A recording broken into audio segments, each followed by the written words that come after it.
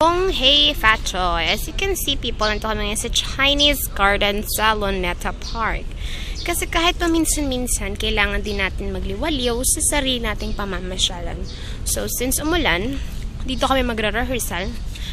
Dito sila magre-rehearsal ng sayaw nila. So, tingin mo tayo sa paligid. Meron silang tinatawag na pond. At meron din silang tinatawag na balde. Diyan sila kumukuha ng panbuho sa CR. Ew.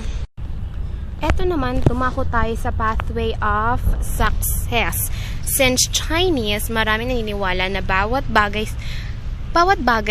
o bawat mga bagay sa mga Chinese ay masiswerte. So, ito na lang. Tulad itong hagdanan na to. Ito ang tinatawag na lucky stairs.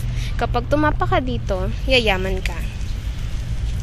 Tumapak ako, ibig sabihin, yayaman ako. Ito ay yan. Click. At papasok tayo sa something. May dalawang kuya.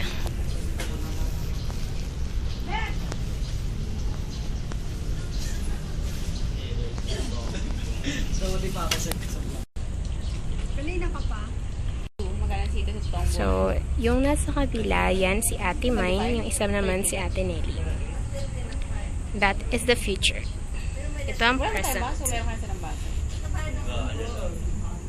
And there. Hindi, laki-laki ito itong gato. Si Miss Marnell, kinakareer ang red na wall. Tuwang-tuwa sila. Grabe naman. Hindi kayo ako marunong.